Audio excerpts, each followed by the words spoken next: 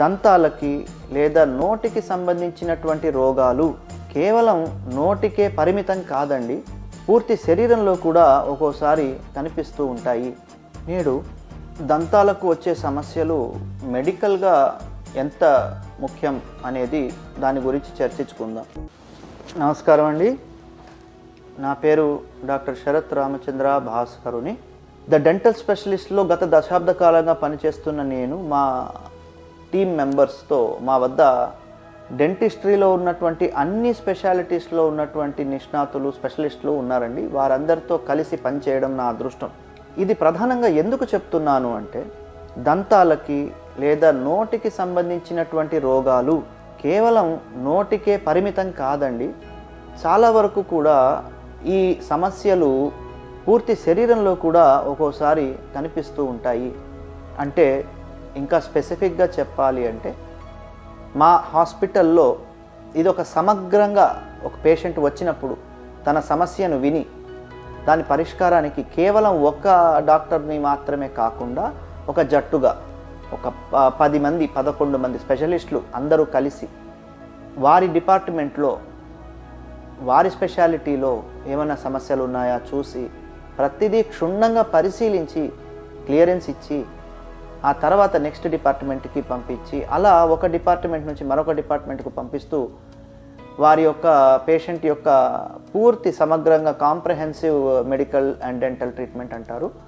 దీంట్లో మా వద్ద ఉన్నటువంటి మెడికల్ ఫిజిషియన్స్ కూడా ఒక్కొక్కసారి మా వద్దకు పేషెంట్లను పంపిస్తారండి. మెడికల్ డెంటల్ క్లియరెన్స్ అని వినే ఉంటారు. ఏమిటిది డెంటల్ క్లియరెన్స్ అంటే?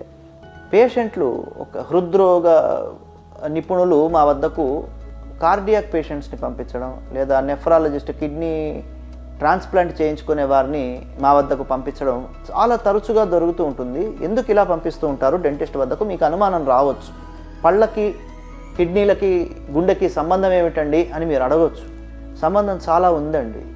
సైంటిస్టులు కనుగొన్నది ఏమిటి అంటే, మన చిగుళ్లలో పళ్ళ మధ్య ఇరుక్కున్నటువంటి ఆహార పదార్థాల పైన క్రిములు చేరుతాయి అని మనకు తెలుసు.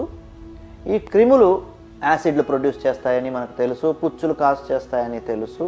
ఈ క్రిములు అక్కడే ఉండిపోవండి, అక్కడ ఉన్నటువంటి రక్తంలో ఉమ్ములో కలుస్తాయి.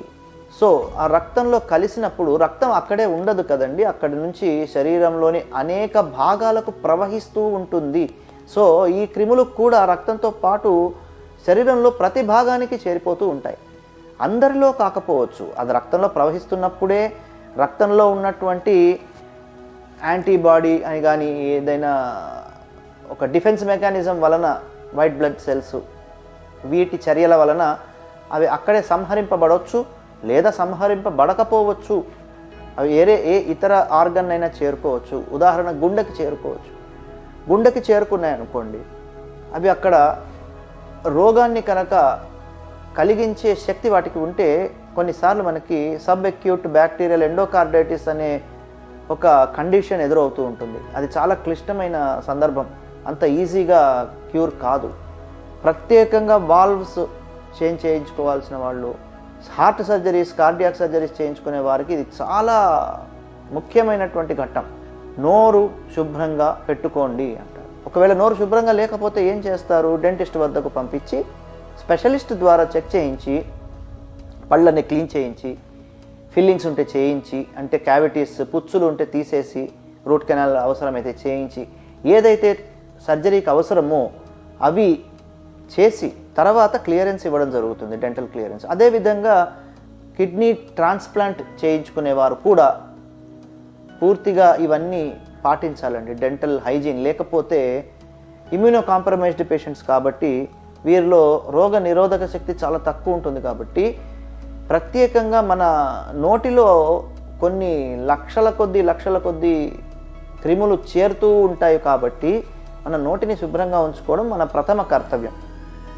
కేవలం హార్ట్ పేషెంట్సే కాదు, కేవలం కిడ్నీ పేషెంట్స్ అనే కాదు, మెడికల్గా డయాబెటీస్ ఉన్నవారు కూడా నోరు చాలా శుభ్రంగా పెట్టుకోవాలి. లేకపోతే క్రిములన్నీ చేరి అవి బ్లడ్లోకి వచ్చి చాలా మళ్ళీ ఇబ్బందులు పడాల్సి వస్తుంది.